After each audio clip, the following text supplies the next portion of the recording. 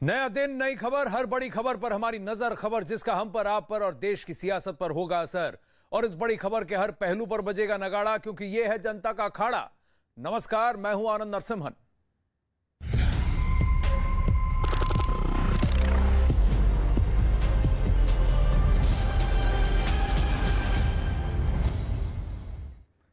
अखाड़ा में आज सबसे पहले बात पंजाब की, जहां प्रदेश में कांग्रेस की नई सरकार बनने के साथ ही नई कलह भी शुरू हो गई है। कांग्रेस ने लंबी माथापच्ची के बाद दलित सिख चेहरे चरणजीत सिंह चन्नी को मुख्यमंत्री बनाने का ऐलान किया।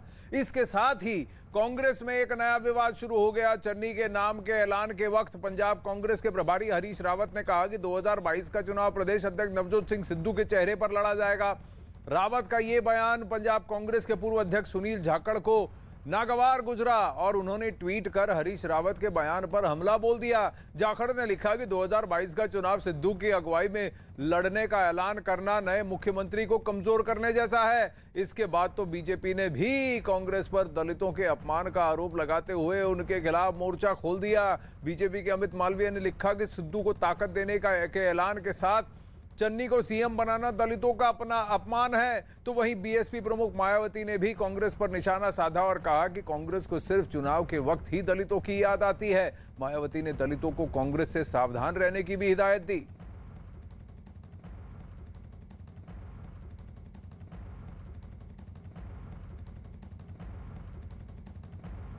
अब वहीं चरणजीत सिंह चन्नी के शपथ ग्रहण से पहले पंजाब कांग्रेस में एक नई कलह सामने आई। पंजाब कांग्रेस के पूर्व अध्यक्ष और वरिष्ठ नेता सुनील जाखड़ ने हरीश रावत के उस बयान पर सवाल खड़े कर दिए जिसमें उन्होंने सिद्धू की अगुवाई में आगामी विधानसभा चुनाव लड़ने की बात कही थी। वहीं पंजाब प्रदेश कांग्रेस कमेटी के कार्यकारी अध्यक्ष संगत सिंह ने भी सुनील जाखड़ के हां में हां मिलाते हुए आवाजें निकाली। उन्होंने पार्टी हाईकमान को चेतावनी देते हुए कहा कि 31% आबादी वाले ओबीसी वर्ग की अनदेखी करने पर पार्टी को भारी नुकसान उठाना पड़ सकता है।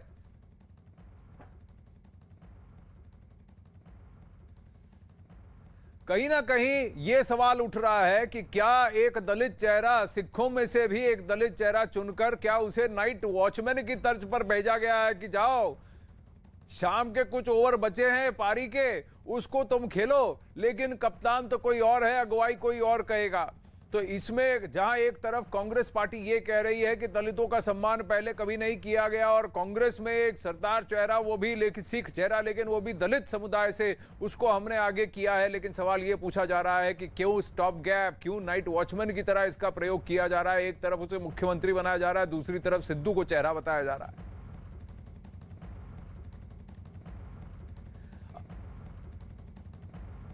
अब सुनील जाखड़ ने ट्वीट किया है कि चरणजीत सिंह चन्नी के शपथ ग्रहण के दिन हरीश रावत का यह बयान कि सिद्धू की अगुवाई में चुनाव लड़ा जाएगा हैरान करने वाला है। यह मुख्यमंत्री की शक्ति को कम आंकने जैसा है, साथ ही उनके इस पद पर चुने जाने की बड़ी वजह को भी बेअसर करता है। इस वक्त हमारे साथ है, निकल रहे सर, आप नाराज हैं क्या इस बात के लिए? साहब मैंने ट्वीट किया, क्या ट्वीट में नाराजगी कहां दिख रही है? अब नवजोत सिंह सिद्धू के चेहरे बनाने से ऐलान, सवाल नहीं है, वो चिंता व्यक्त की है मैंने जी। आपको लगता है सिद्धू के चेहरे पर अगर अगले चुनाव की बात कांग्रेस पार्टी करती है तो प्रेजेंट सीएम की लीडरशिप को नेगेट करना जैसा है ये? सर क्या पपेट सीएम है जिस तरह से ट्वीट किया? सर आपको लगता है कि ये गलत चॉइस है आला कमान? सड़क पे खड़े होकर इस तरह बातें नहीं की जाती, ये बड़ी फंडामेंटल इश्यूज हैं। आपको लगता है रॉन्ग चॉइस है जो की गई in terms of chief minister? बिल्कुल नहीं, बिल्कुल नहीं साहब। He has handled himself magnificently well as a CLP leader और उनका काम बतौर टेक्निकल एजुकेशन मिनिस्टर के तौर पे शलाघा योग्य है। So why anybody should ask this question. आपको लगता है अगला चेहरा वही होना चाहिए 2022 में भी? अगला चेहरा जो होगा नहीं होगा वो प्रेरोगेटिव हाई कमांड का है, परंतु आज अगर मुख्यमंत्री की पद पे बैठे हैं तो मैं समझता हूं कि ये this is a natural outcome of the situation. Thank you please. Channi Randhawa Soni chief minister, 2 deputy chief minister. Neeraj हमारे साथ लाइव जुड़ रहे हैं, लेकिन क्या चरणजीत चन्नी नाइट वॉचमैन की तर्ज पर है? और ये तस्वीरें आ रही हैं सीधे न्यूज कॉन्फ्रेंस से, जहां चरणजीत चन्नी के बगल में बैठे हैं नवजोत सिंह सिद्धू और प्रेस कॉन्फ्रेंस होगी, प्रेस वार्ता होगी। क्या सवाल पूछे जाते हैं, क्या जवाब दिए जाते हैं, इसको भी देखा जाएगा। कौन कहां पर किसके साथ बैठेगा, अगल बगल की बात भी हो रही है। अब कई सारे लोग, कई सारे चेहरे नए जो दिख के आ रहे हैं सिद्धू कैंप से, वो सामने दिख रहे हैं। सुखजिंदर रंधावा, ओपी सोनी भी क्या वहां मौजूद होंगे? चरणजीत चन्नी बीच में बैठे हैं, उनके बगल में नवजोत सिंह सिद्धू बैठे हैं। और सिद्धू किसके लिए जगह बना रहे हैं, कौन वहां पर सूत्रधार है, कौन वहां पर नाइट वॉचमैन है, कौन कैप्टन है, यहां पर जो सवाल जवाब होंगे उसी से पता लग जाएगा। तो हरीश रावत एक तरफ, दूसरी तरफ नवजोत सिद्धू, बीच में चरणजीत सिंह चन्नी। हरीश रावत के दाईं ओर बैठे हैं सुखजिंदर रंधावा, नवजोत सिंह सिद्धू के बाईं ओर बैठे हैं ओपी सोनी।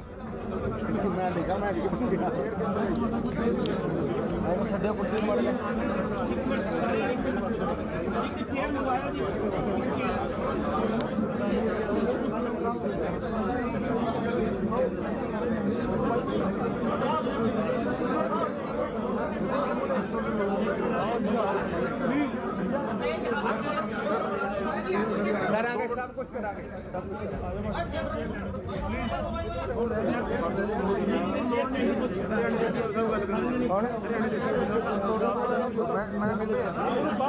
जी। नमस्कार साहब।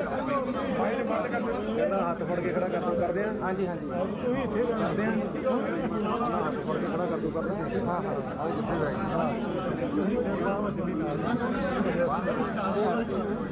फोन आ रहे हैं, नवजोत सिंह सिद्धू इशारा कर रहे हैं क्या हाथ पकड़ के एक साथ खड़े हो जाए, फोटो आप अच्छा रहेगा, ये भी सुनने को मिला। अब क्या कहेंगे शपथ ग्रहण के बाद, क्या कहेंगे ये देखने की जरूरत है। बहुत धन्यवाद जी, मैं थोड़ा मिलना मांगा स्पेशली। बधाइयों के फोन आ रहे हैं। हरीश रावत बगल में बैठे हैं, नवजोत सिंह सिद्धू, ओपी सोनी, सुखजिंदर रंधावा। अब नए चीफ मिनिस्टर के साथ साथ क्या वो महज एक कठपुतली है, किसके इशारों पर नाचेंगे, क्या उनको, और जिस समुदाय को बढ़ा चढ़ाकर बात किया गया था कि सिखों में भी दलित समुदाय को बढ़ा चढ़ाकर बात किया गया था, ये देखिए सिद्धू का इशारे पर वही हाथ पढ़ के एक साथ खड़े हो जाए। खड़े नहीं हो रहे हैं, बैठ के उन्होंने हाथ खड़े किए हैं साथ में। अब ये विक्ट्री के लिए कि हम सब साथ हैं इसीलिए हाथ खड़े किए हैं, कि पंजाब में अगले 100 दिनों में क्या होगा इसके लिए उन्होंने हाथ खड़े कर दिए हैं। आइए सुनते हैं। सारिਆਂ ਨੂੰ ਬੇਨਤੀ है, प्लीज सुन लो मैनू, सारे प्लीज सुन लो मैनू। आवाज आ रही है जी। देह शिवा बर मोहे है, शुभ कर्मन ते कब हूँ ना डरूं, ना डरूं और सो जब लाए जाए लरूं, निश्चय कर अपनी जीत करूं। बोले सो निहाल सत श्री अकाल। बोले सो निहाल सत श्री अकाल।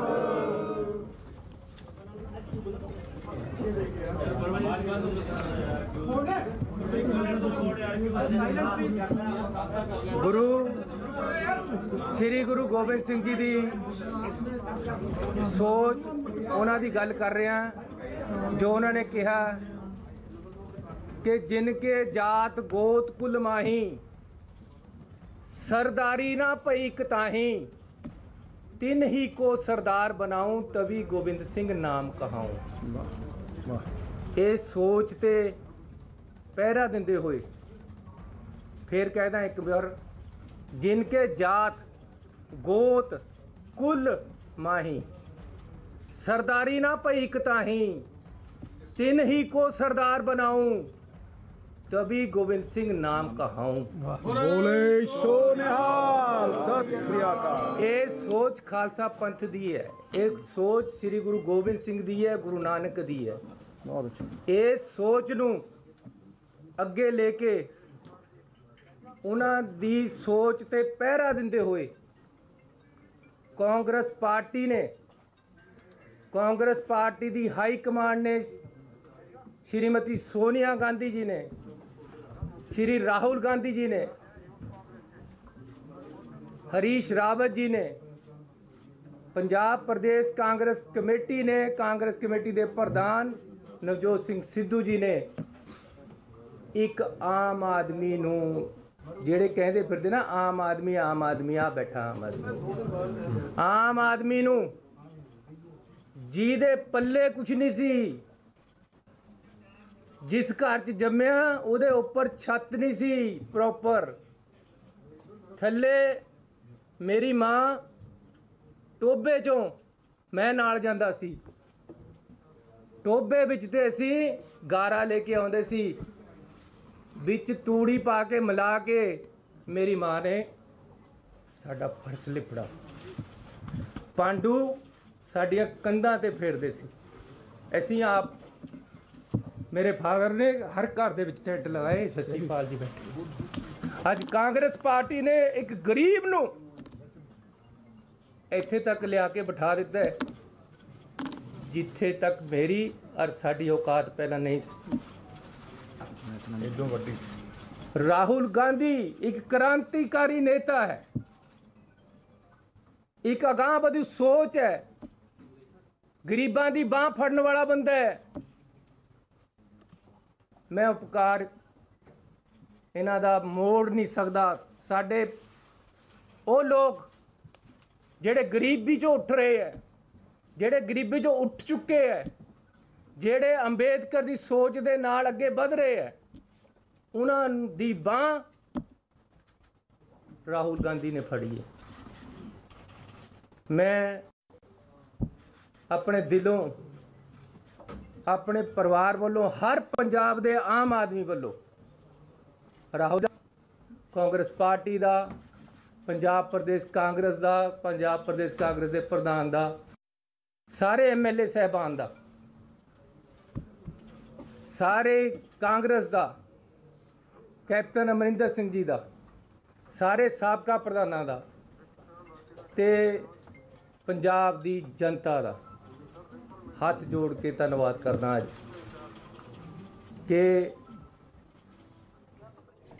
ਪੰਜਾਬ ਦੀ ਜਨਤਾ ਦਾ ਹੱਥ ਜੋੜ ਕੇ ਧੰਨਵਾਦ ਕਰਦਾ ਅੱਜ ਕਿ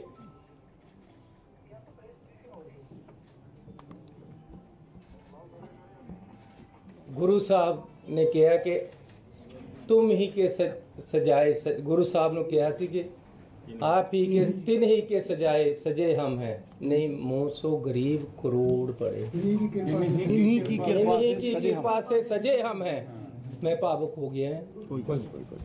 जे कोई मेरे तो तुक दे विच गलती हो गई होवे तो, या वाक दे विच गलती होवे, या मेरे बोलने च गलती होवे तो मैं माफ़ी चाहूँगा, लेकिन इन्हीं की कृपा से सजे हम, नहीं मोह सो गरीब करोड़ पड़े। ये गुरु की कृपा है, ये वाहिगुरू की कृपा है, मेरी धरती चमकौर साहब की कृपा है, शहीदा सिंघां की कृपा है, चमकौर साहब की धरती के लोगों की कृपा है, जिन्हां ने जदों गुरु साहब के बेटियां नूं उत्थे शहीद किया गया वो मंजर देखिया होया है साडे बजुर्गां ने। ऐसी उस धरती तो मैनूं चुनिया जाता है, ਜਿਹੜੀ ਉਸ ਪਵਿੱਤਰ ਧਰਤੀ ਤੋਂ ਜਿੱਥੇ ਮਾਨਵਤਾ ਦੇ ਵਾਸਤੇ ਸਾਹਿਬ ਸ੍ਰੀ ਗੁਰੂ ਗੋਬਿੰਦ ਸਿੰਘ ਜੀ ਨੇ ਆਪਣੇ ਵੱਡੇ ਸਾਹਿਬਜ਼ਾਦੇ ਬਾਰੇ ਸਿੰਘ ਸ਼ਹੀਦ ਹੋਏ, ਉਸ ਧਰਤੀ ਤੋਂ ਮੈਂ ਆਇਆ। ਮੈਨੂੰ ਕਾਂਗਰਸ ਪਾਰਟੀ ਨੇ, ਰਾਹੁਲ ਗਾਂਧੀ ਜੀ ਨੇ ਪੰਜਾਬ ਦੀ ਸੇਵਾ ਦਾ ਮੌਕਾ ਦਿੱਤਾ ਹੈ।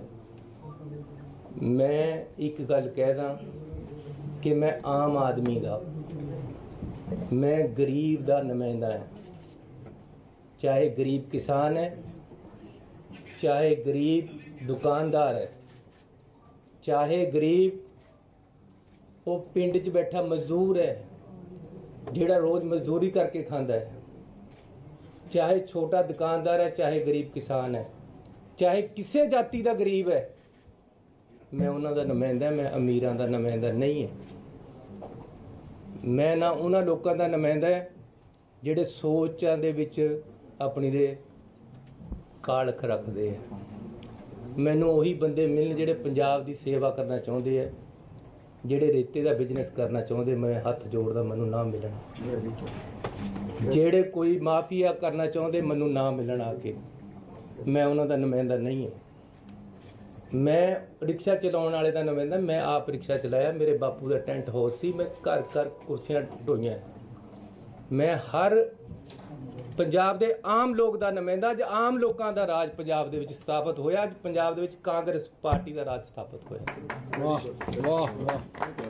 ਸੋ ਸਤਿਕਾਰਯੋਗ ਪੱਤਰਕਾਰ ਵੀਰੋ, ਮੈਂ ਤੁਹਾਡਾ ਬਹੁਤ ਧੰਨਵਾਦ ਕਰਦਾ ਤੇ ਮੈਂ ਤੁਹਾਤੋਂ ਆਸ ਰੱਖਦਾ ਕਿ ਆਪਾਂ ਨੇ ਰਲ ਕੇ ਪੰਜਾਬ ਦੀ ਡੈਮੋਕ੍ਰੇਸੀ ਨੂੰ, ਪੰਜਾਬ ਦੀ ਆਜ਼ਾਦੀ ਨੂੰ, ਪੰਜਾਬ ਦੇ ਲੋਕਾਂ ਦੀ ਚੜ੍ਹਤ ਨੂੰ ਅੱਗੇ ਲੈ ਕੇ ਜਾਣਾ ਹੈ। ਪੰਜਾਬ ਨੂੰ ਖੁਸ਼ਹਾਲ ਕਰਨਾ ਹੈ, ਪੰਜਾਬ ਨੂੰ ਤਕੜਾ ਕਰਨਾ ਹੈ। ਸੋਨੇ ਦੀ ਚਿੜੀਆ ਹੈ ਪੰਜਾਬ। ਲੇਕਿਨ ਮੈਂ ਇੱਕ ਗੱਲ ਕਰਨਾ ਚਾਹੁੰਦਾ ਕਿ ਖੇਤੀਬਾੜੀ ਪ੍ਰਧਾਨ ਸੂਬਾ ਹੈ ਪੰਜਾਬ। ਪੰਜਾਬ ਦੀ ਖੇਤੀਬਾੜੀ ਤੇ ਜੇਕਰ ਆਂਚ ਆਏਗੀ ਤਾਂ ਕਿਸਾਨਾਂ ਨੂੰ ਆਪਣਾ ਗਲ ਵੱਢ ਕੇ ਦੇ ਦਾਂਗਾ। ਲੇਕਿਨ ਪੰਜਾਬ ਦੀ ਕਿਸਾਨੀ ਤੇ ਆਂਚ ਨਹੀਂ ਆਣ ਦੇਗੀ। ਇਹ ਕਿਸਾਨਾਂ ਦੀ ਸਰਕਾਰ ਹੈ, ਕਿਸਾਨਾਂ ਦੀ ਹਿਤੈਸ਼ੀ ਸਰਕਾਰ ਹੈ, ਇਹ ਕਾਂਗਰਸ ਪਾਰਟੀ ਦੀ ਸਰਕਾਰ ਹੈ। ਕਾਲੇ ਕਾਨੂੰਨ ਵਾਪਸ ਲੈਣ ਵਾਸਤੇ ਮੈਂ ਕੇਂਦਰ ਸਰਕਾਰ ਨੂੰ ਅਪੀਲ ਕਰਦਾ। ਇਹ ਕਿਸਾਨੀ ਡੁੱਬੇਗੀ ਤਾਂ ਪੰਜਾਬ ਡੁੱਬ ਜਾਏਗਾ, ਕਿਸਾਨੀ ਡੁੱਬੇਗੀ ਤਾਂ ਹਿੰਦੁਸਤਾਨ ਡੁੱਬ ਜਾਏਗਾ। ਕਿਸਾਨੀ ਦੇ ਨਾਲ अर्थ व्यवस्था जुड़ी हुई है। किसान की फसल आउंदी है ਤਾਂ दुकान दे विच गाहक आउंदा है। किसान की फसल आएगी तो मजदूर नूं खेत च काम मिलता है। किसान की फसल आएगी तो किसानी तो पंजाब खुशहाल होएगा। पंजाब सरकार ते असर पैंदा है। इस करके पंजाब सरकार हर तरीके दे नाल किसानां दे संघर्ष दे नाल खड़ी है और ऐसी सब कुछ बारन नूं तैयार है किसानां दे संघर्ष वास्ते। लेकिन पंजाब दे किसान नूं कमज़ोर नहीं होण देवांगे। ऐसी हर तरीके नाल समर्थन करते हैं किसान संघर्ष दा ते अपील करते हैं कि इन्हां नूं वापस लिया जावे जिहड़े काले कानून है ते ऐसी इहदे विच 100% नेक नीति दे नाल बिना किसी बलछड़ रखे, बिना किसी अहुदे दा लालच करे किसानां दे नाल खड़ा। अगली मेरी बेनती ये है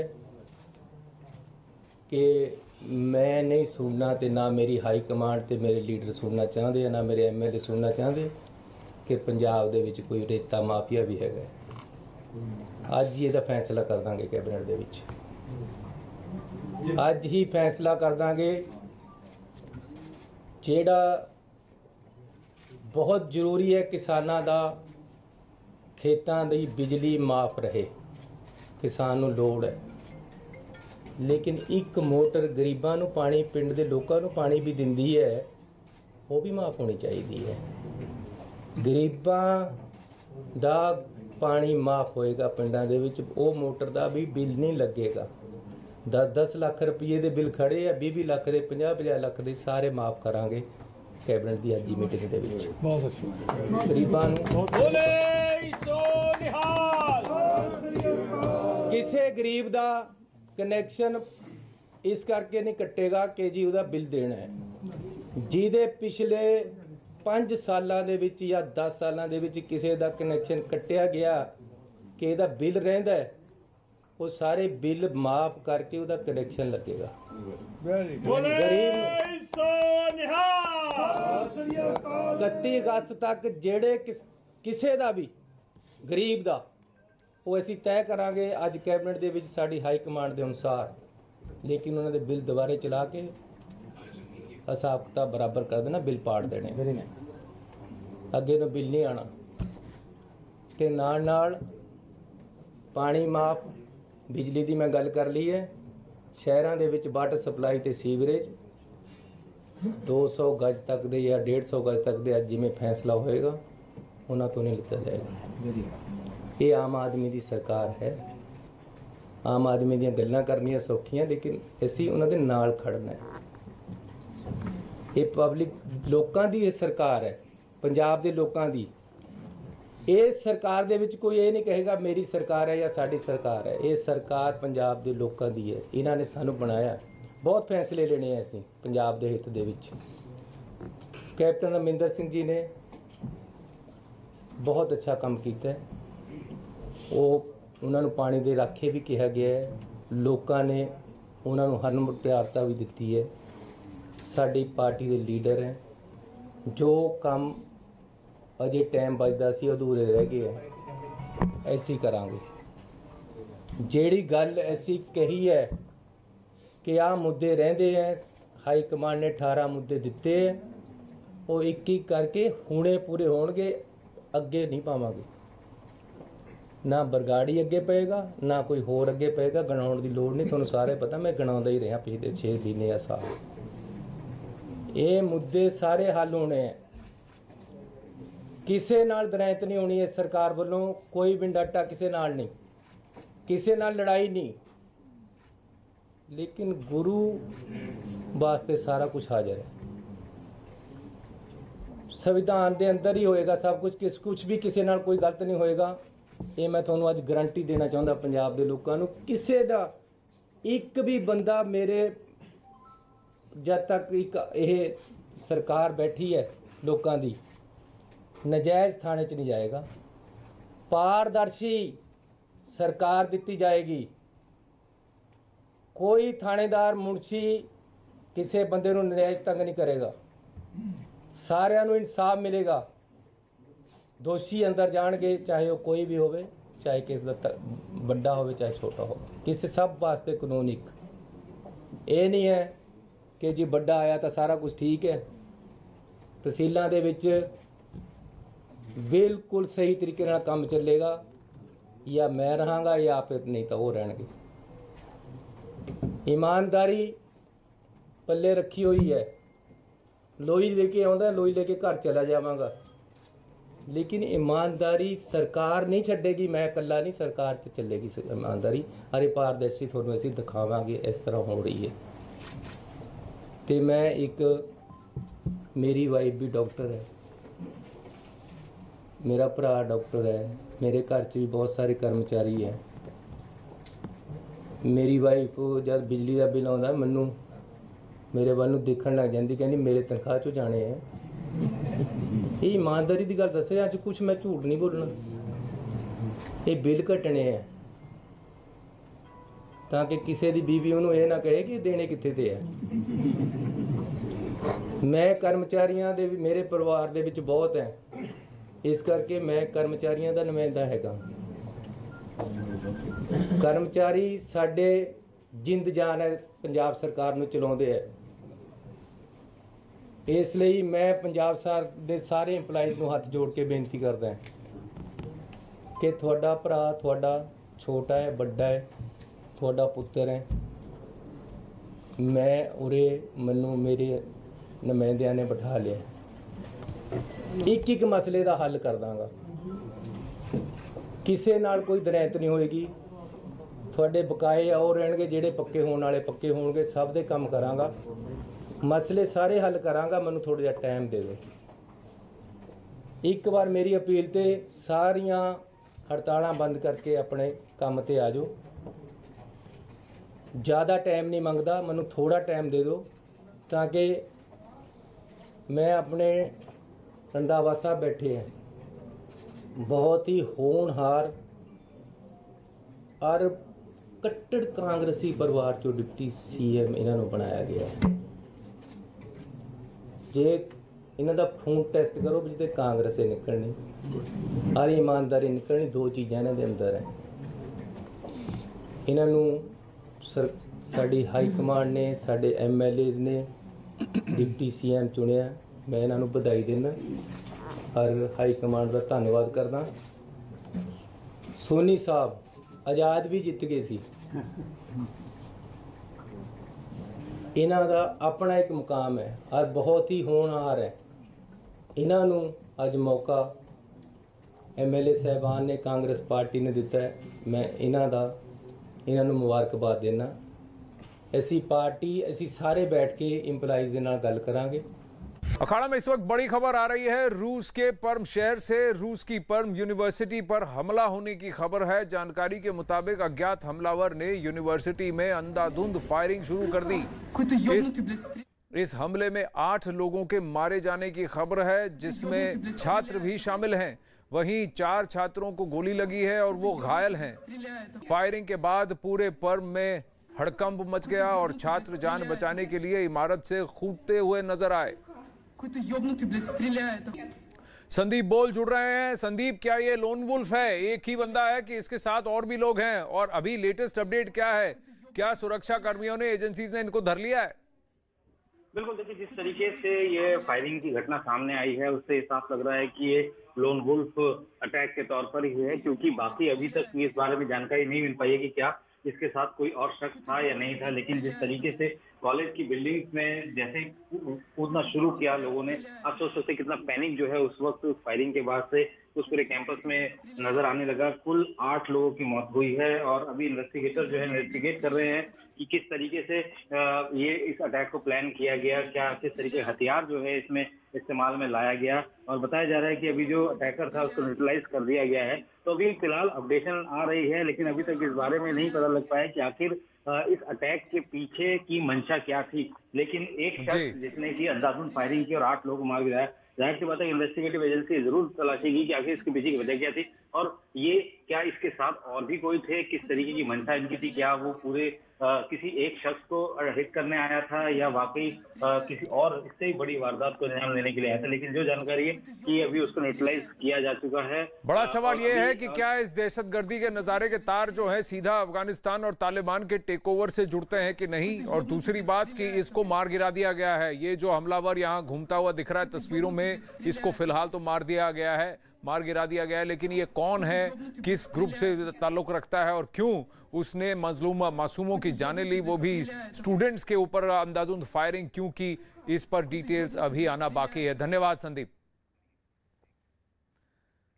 आगे बढ़ते हैं, वापस रुक करते हैं पंजाब की ओर, जहां पंजाब में कांग्रेस की नई सरकार बनने के साथ ही नई कलह भी शुरू हो गई है। कांग्रेस ने लंबी माथापच्ची के बाद दलित सिख चेहरे चरणजीत सिंह चन्नी को मुख्यमंत्री बनाने का ऐलान किया। इसके साथ ही कांग्रेस में एक नया विवाद शुरू हो गया। चन्नी के नाम के ऐलान के वक्त पंजाब कांग्रेस के प्रभारी हरीश रावत ने कहा कि 2022 का चुनाव प्रदेश अध्यक्ष नवजोत सिंह सिद्धू के चेहरे पर लड़ा जाएगा। रावत का यह बयान पंजाब कांग्रेस के पूर्व अध्यक्ष सुनील जाखड़ को नागवार गुजरा और उन्होंने ट्वीट कर हरीश रावत के बयान पर हमला बोल दिया। जाखड़ ने लिखा कि 2022 का चुनाव सिद्धू की अगुवाई में लड़ने का ऐलान करना नए मुख्यमंत्री को कमजोर करने जैसा है। इसके बाद तो बीजेपी ने भी कांग्रेस पर दलितों के अपमान का आरोप लगाते हुए उसके खिलाफ मोर्चा खोल दिया। बीजेपी के अमित मालवीय ने लिखा कि सिद्धू को ताकत देने के ऐलान के साथ चन्नी को सीएम बनाना दलितों का अपमान है। तो वहीं बीएसपी प्रमुख मायावती ने भी कांग्रेस पर निशाना साधा और कहा कि कांग्रेस को सिर्फ चुनाव के वक्त ही दलितों की याद आती है। मायावती ने दलितों को कांग्रेस से सावधान रहने की भी हिदायत दी। अब वहीं पंजाब कांग्रेस में कलह के बाद मुख्यमंत्री का चेहरा बदलने के बाद राजस्थान और छत्तीसगढ़ में भी कांग्रेस के भीतर सुगबुगाहट बढ़ने लगी है। राजस्थान और छत्तीसगढ़ में भी नेतृत्व परिवर्तन का विवाद लंबे समय से चल रहा है। कांग्रेस नेता प्रमोद कृष्णम ने एक ट्वीट कर इस विवाद को फिर से हवा दे दी है। प्रमोद कृष्णम ने लिखा है कि पंजाब की हवाएं राजस्थान और छत्तीसगढ़ का मौसम भी बिगाड़ सकती हैं। प्रमोद कृष्णम जी हमारे साथ लाइव जुड़ रहे हैं। प्रमोद कृष्णम जी, आपका इशारा क्या था? नमस्ते। आपने जो ट्वीट कहा है कि मौसम का हाल जो है अब पंजाब के साथ साथ राजस्थान और छत्तीसगढ़ में भी बिगड़ सकता है, और आज ही के दिन खबरें आ रही हैं कि टीएस सिंहदेव एक बार फिर राजधानी आए हैं। देखिए आनंद जी, पहले तो पंजाब के हमारे नए चीफ मिनिस्टर बने हैं, उनको मैं बधाई देता हूं। और ये फैसला कांग्रेस हाईकमान का बहुत ही शानदार फैसला है। इसका जितनी इसकी तारीफ की जाए उतनी कम है। पहली बार इस देश में, पूरे देश में कोई दलित चीफ मिनिस्टर बना है। आज वर्तमान परिदृश्य में कहीं भी कोई भी किसी भी पार्टी का चीफ मिनिस्टर दलित नहीं है। इसके लिए राहुल जी को बहुत बहुत आभार उनका, और चन्नी जी को बहुत बहुत बधाई। जहाँ तक आपका सवाल है मेरे ट्वीट का, तो आनंद जी आप तो बड़े विद्वान हैं, बड़े ज्ञानी हैं, आध्यात्मिक व्यक्ति हैं। परिवर्तन संसार का नियम है और परिवर्तन एक सतत प्रक्रिया है। जो कल था वो आज नहीं है, और जो आज है वो कल नहीं रहेगा। पंजाब में कल तक चीफ मिनिस्टर थे अमरिंदर सिंह जी, अब वहाँ नया चीफ मिनिस्टर आया है, नई सरकार आई है। ऐसे ही पुराने जो पत्ते हैं वो झड़ते रहते हैं और नई कोपलें आती रहती हैं, नए पत्ते आते रहते हैं। इसी को बसंत ऋतु कहते हैं। तो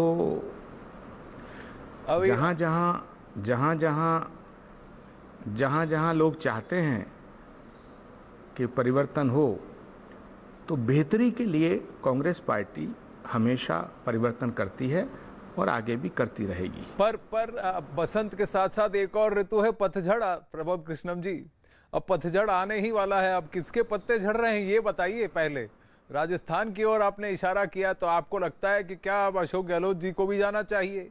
क्या पंजाब और राजस्थान की परिस्थिति एक बराबर है? देखिए, हर राज्य की परिस्थितियां अलग अलग होती हैं, लेकिन मैंने कहा ना, परिवर्तन संसार का नियम है। कोई हमेशा थोड़ी मुख्यमंत्री बन रहता है या हमेशा थोड़ी प्रधानमंत्री रहता है, बदलता रहता है। राजनीति में बदलाव आना सुनिश्चित है। तो राजस्थान में, जहां तक आप मेरे ट्वीट को, मेरे बयान को राजस्थान के संदर्भ में देख रहे हैं, तो राजस्थान में 2018 का जब चुनाव हुआ था तो कांग्रेस के प्रदेश अध्यक्ष सचिन पायलट जी थे और अशोक गहलोत जी राष्ट्रीय कांग्रेस में बहुत बड़े ओहदे पे थे और बहुत ही इम्पोर्टेंट पोर्टफोलियो पे थे और वो वरिष्ठ नेता हैं, पूर्व मुख्यमंत्री थे उस समय, आज वो वर्तमान मुख्यमंत्री। अशोक जी के सम्मान में, अशोक जी के की कार्यप्रणाली में कहाँ किसी को कोई गुरेज था।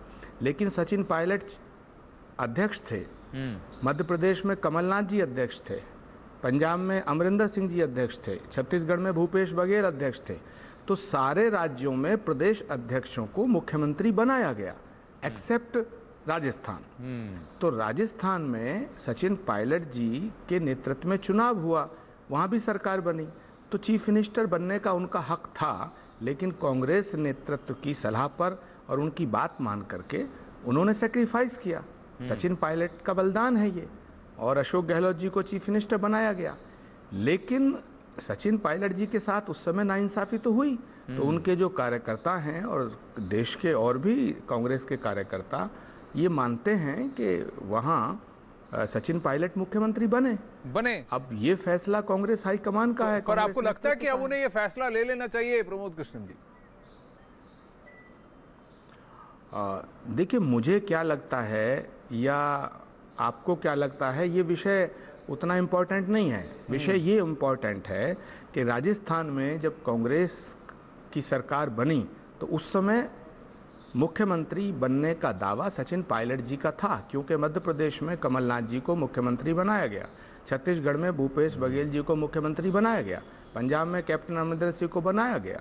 तो सचिन पायलट के साथ ये नाइंसाफी नहीं होनी चाहिए थी। लेकिन फिर भी सचिन पायलट जी ने कांग्रेस पार्टी की सलाह मानकर, कांग्रेस के नेतृत्व के निर्देश मानकर, उनका पालन करते हुए तो क्या आप ये कहेंगे, प्रमोद कृष्णन जी, ये कहेंगे कि अगर किसी के साथ नाइंसाफी हुई है तो ये इंसाफ का सही समय है, तो और सचिन पायलट के साथ इंसाफ होना चाहिए, तो उनको मुख्यमंत्री पद दे देना चाहिए? राजस्थान के विधायक और राजस्थान के कांग्रेस के कार्यकर्ता ऐसा मानते हैं जो मैं मान रहा हूं। इसीलिए अब 23 तक तो हमारा कार्यकाल है, 2018 से। तो क्या यही फीडबैक शायद अजय माकन जी को भी मिला है जब वो गए थे वहां? मुझे नहीं पता अजय माकन जी क्या फीडबैक लेके आए हैं या अजय माकन जी को क्या फीडबैक मिला है। मैं कांग्रेस के आम कार्यकर्ताओं की भावनाओं की बात कर रहा हूं और कांग्रेस के राजस्थान के जो विधायक हैं उनकी भावनाओं की बात कर रहा हूं।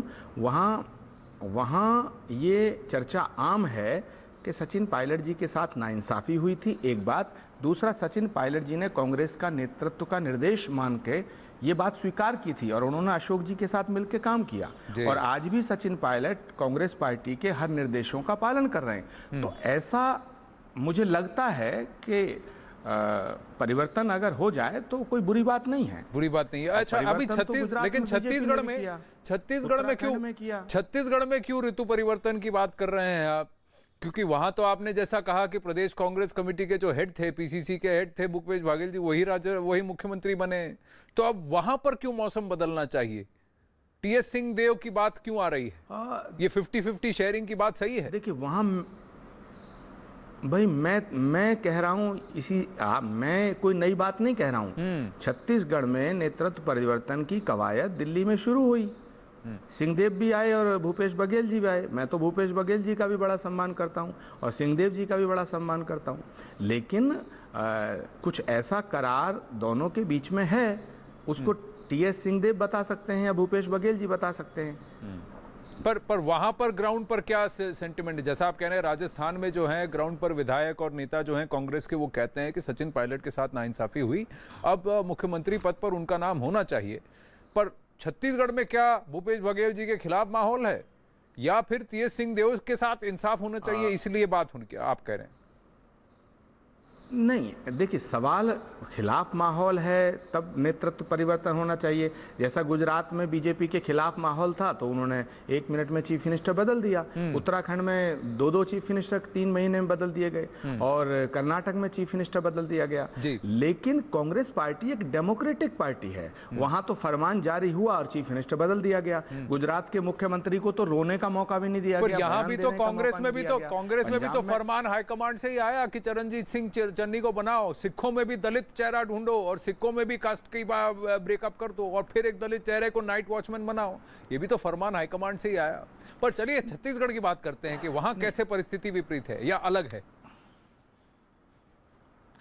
देखिए आनंद जी, फरमान का जहां तक सवाल है, बिल्कुल कांग्रेस ने फरमान जारी नहीं किया। वहां के विधायकों की राय थी ये, और कई दिन से इस पे मशक्कत की गई, सबकी राय ली गई। प्रदेश कांग्रेस कमेटी ने अपना प्रपोजल दिया, उसके पश्चात कांग्रेस नेतृत्व ने यह फैसला लिया और ये बात साफ कर दी कांग्रेस नेतृत्व ने। कुछ लोगों को गलत फहमियां थी कि कांग्रेस नेतृत्व कमजोर है, कांग्रेस लीडरशिप कमजोर है, तो राज्यों के मुख्यमंत्रियों को यह गलत फहमी निकाल देना चाहिए कि उनकी वजह से कांग्रेस है। कांग्रेस नेतृत्व सशक्त है लेकिन डेमोक्रेटिक है, लोकतांत्रिक है। हमारे यहाँ तानाशाही नहीं है। उत्तराखंड का चीफ मिनिस्टर बीजेपी बदलती है तानाशाही तरीके से।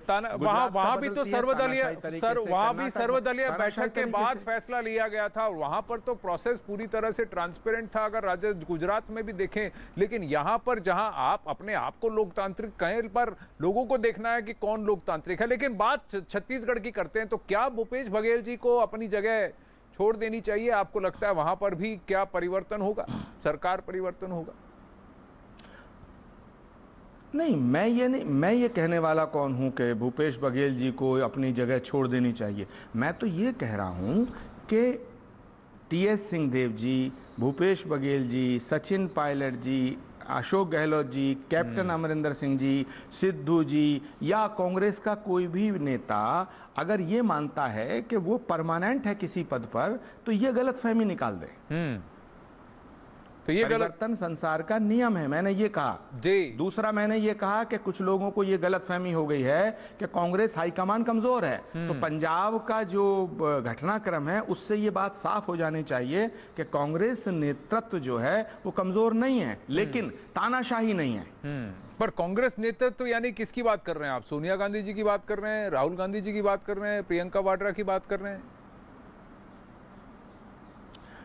देखिए, कांग्रेस नेतृत्व जब कहा जाता है तो मैं किसकी बात कर रहा हूं ये आप भी जानते हैं। पर वही मैं पूछ रहा हूं, तो आप, क्योंकि प्रियंका वाड्रा जी का इसमें कितना रोल है, मैं आपसे जानना चाहता हूं।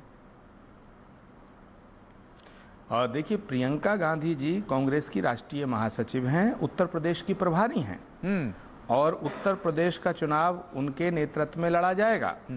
हम लोग पूरी तैयारी कर रहे हैं, लेकिन उत्तर प्रदेश में भी कुछ कार्यकर्ताओं की मांग है कि उत्तर प्रदेश में नेतृत्व परिवर्तन हो, उत्तर प्रदेश कांग्रेस कमेटी में कुछ परिवर्तन हो। ये कांग्रेस कार्यकर्ताओं की मांग है, बहुत से नेताओं की मांग है। मुझसे भी बात करते हैं, टेलीफोन पे चर्चा होती है, लेकिन ये फैसला कांग्रेस नेतृत्व का है। तो अब यही कांग्रेस नेतृत्व में प्रियंका जी की भूमिका कितनी है, राहुल जी की भूमिका कितनी है, सोनिया गांधी जी की भूमिका कितनी है? तो फैसला लेने वाला कौन है, मैं ये जानना चाहता हूं। तो पंजाब में फैसला किसने लिया, छत्तीसगढ़ पे फैसला कौन लेगा, राजस्थान पे फैसला कौन लेगा और उत्तर प्रदेश पे फैसला कौन लेगा? देखिए, प्रियंका जी उत्तर प्रदेश की प्रभारी हैं, लेकिन कांग्रेस की राष्ट्रीय महासचिव हैं। तो अगर उत्तर प्रदेश का खास तौर से उत्तर प्रदेश के तमाम कार्यक्रमों के लिए, तमाम योजनाओं के लिए, तमाम पॉलिसीज के लिए, तमाम फैसलों के लिए उन पर खास जिम्मेदारी है, लेकिन वो राष्ट्रीय महासचिव हैं। देश के किसी भी राज्य में अगर कांग्रेस से संबंधित कोई बात है तो उसमें उन्हें अपनी राय रखने का भी अधिकार है। वो हमारी राष्ट्रीय नेता हैं। बिल्कुल, पर मैं ये कह रहा हूं कि देखिए नेतृत्व, हाँ जी जी जी जी, जहां तक पंजाब का फैसला है, पंजाब के फैसले का सवाल है, तो कांग्रेस पार्टी के नेतृत्व ने ये निर्णय किया है कि पंजाब में अमरिंदर सिंह जी का इस्तीफा होना चाहिए, लेकिन विधायकों की मांग पर, विधायकों की सहमति से। दूसरा चीफ मिनिस्टर जब बनना चाहिए विधायकों की सहमति से। एक डेमोक्रेटिक तरीके से यह फैसला लिया गया। मैं बार बार ये कह रहा हूं। तो आपको लगता है कि अब राजस्थान में भी डेमोक्रेटिकली फैसला ले लेना चाहिए कि सचिन पायलट जी को बना दिया जाए मुख्यमंत्री? और उस डेमोक्रेटिक फैसले को यहाँ हाईकमांड में से कौन इन्फ्लुएंस करेगा? क्योंकि वहां मुझे लगता क्योंकि है पंजाब में भी कहा जा रहा था कि कैप्टन अमरिंदर सिंह जो हैं वो सोनिया गांधी जी के साथ हैं, उनके लॉयलिस्ट हैं, और नवजोत सिंह सिद्धू को अगर खड़ा किया गया तो राहुल गांधी जी के कहने पर किया गया।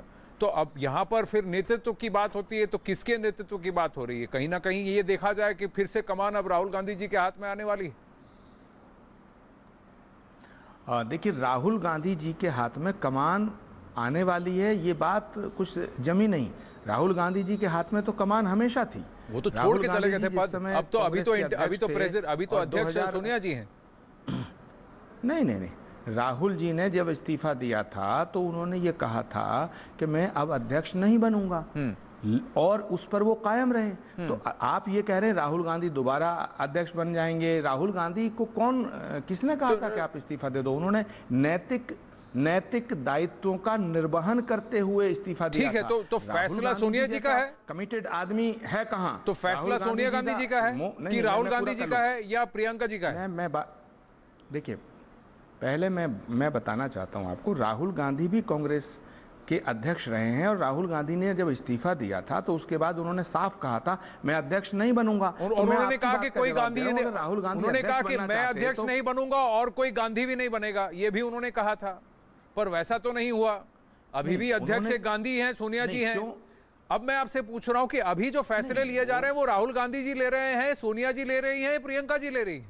अब आपने कहा राहुल गांधी जी खुद ही हट गए, अब नहीं है अध्यक्ष, तो अब अध्यक्ष नहीं है तो फैसले वो ले रहे हैं कि कोई और ले रहा है? देखिए, राहुल गांधी जी अगर अध्यक्ष बनना चाहते तो राहुल गांधी बन सकते थे। राहुल गांधी को कौन रोक सकता था? लेकिन और सारे कार्यकर्ताओं की भावना थी कि राहुल जी दोबारा अध्यक्ष बने। लेकिन मुझे बात पूरी कर लेने दीजिएगा आनंद जी। लेकिन राहुल जी ने अपना जो वचन है वो निभाया। राहुल गांधी जी ने कहा कि मैं अध्यक्ष नहीं बनूंगा, और उन्होंने ये भी कहा कि भाई मेरे परिवार का नहीं बनेगा। तो अभी तक कांग्रेस का पूर्णकालिक अध्यक्ष कोई नहीं बना है। सोनिया जी को इंटेरियम प्रेसिडेंट बनाया गया, अंतरिम अध्यक्ष बनाया गया, और वो आज तक हैं। कांग्रेस का चुनाव होगा, उसमें कांग्रेस के कार्यकर्ता जिसे चुनेंगे वो कांग्रेस का पूर्णकालिक अध्यक्ष बनेगा। इसलिए राहुल गांधी जी के कमिटमेंट पर, उनकी वचनबद्धता पर मैं तो ये कह रहा हूं कि नहीं लगाया जा सकता है। उनकी कमिटमेंट या वचनबद्धता या उस पर कौन सवालिया निशान लगा रहा है? मैं तो ये पूछ रहा हूं कि क्या पंजाब में जो हुआ उस पे फैसला राहुल गांधी जी ने लिया? क्योंकि चरणजीत सिंह सन्नी राहुल गांधी के करीबी माने जाते हैं, नवजोत सिंह सिद्धू राहुल गांधी जी के करीब माने जाते हैं, और कैप्टन अमरिंदर सिंह हमेशा से सोनिया गांधी जी के पक्षधर रहे हैं। तो अगर अब फैसला जो साफ दिख रहा है कि जो राहुल गांधी जी के करीबी हैं वो वहां आज कुर्सी पर विराजमान हैं, तो फैसले अगर राहुल गांधी जी ले रहे हैं तो फिर कांग्रेस की कमान तो फिर राहुल गांधी जी के हाथ में हुई, तो अध्यक्ष तो डी फैक्टो वही हुए। तो उत्तर प्रदेश के फैसले क्या प्रियंका जी लेंगी या राहुल गांधी जी लेंगे? छत्तीसगढ़ के फैसले प्रियंका जी लेंगी, सोनिया जी लेंगी या राहुल गांधी जी लेंगे?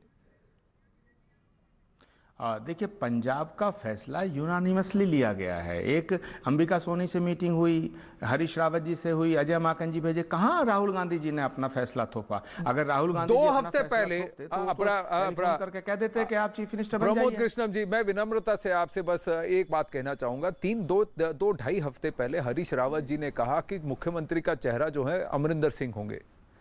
उसके ठीक 4-5 दिन बाद हरीश रावत जी ने कहा कि मुख्यमंत्री जी का चेहरा कोई और होगा।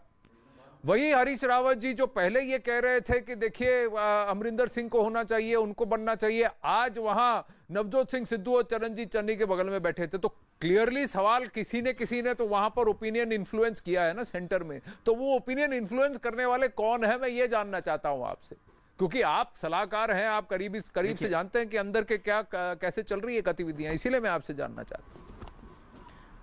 देखिए आनंद जी, राहुल गांधी जी कभी भी अपना फैसला थोपते नहीं। अगर राहुल गांधी अपना फैसला थोपते तो कैप्टन अमरिंदर सिंह जी को पहले ही कह दिया जाता। नहीं, विधायकों ने मांग की, विधायकों ने मांग की कांग्रेस प्रेसिडेंट को चिट्ठी लिख के, तब वहां ये रायशुमारी की गई। उसमें हरीश रावत जी गए, अजय माकन जी गए, हरीश चौधरी गए। तो ये फैसला तानाशाही फैसला नहीं कह सकते। तो फिर दूसरी बात, तो फिर यही फैसला अगर फिर राजस्थान में तो 1.5 साल से ये फैसला चल रहा है, राजस्थान में तो 1.5 साल से ये कवायद चल रही है। राजस्थान में तो आज से 2-2.5 महीने पहले अजय माकन जी रिपोर्ट लेके जा चुके हैं,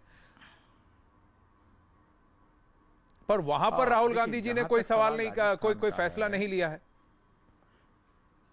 नहीं लिया है। तो आप पंजाब में भी कहते थे कि फैसला नहीं लिया जा रहा है, झगड़ा चल रहा है। और जहां तक आपने कहा राहुल जी के नजदीकी हैं चन्नी जी, तो कैप्टन अमरिंदर सिंह भी राहुल जी के बड़े नजदीकी हैं, सिद्धू जी भी नजदीकी हैं, सुनील कैप्टन अमरिंदर सिंह नजदीकी है कि नहीं ये तो आप भी जानते हैं कि पिछली बार भी चुनाव में कैप्टन अमरिंदर सिंह ने रैली में बुलवा दिया था राहुल गांधी जी से कि वो मुख्यमंत्री का चेहरा वो ही होंगे। तब तक तो राहुल गांधी जी नहीं बोले थे।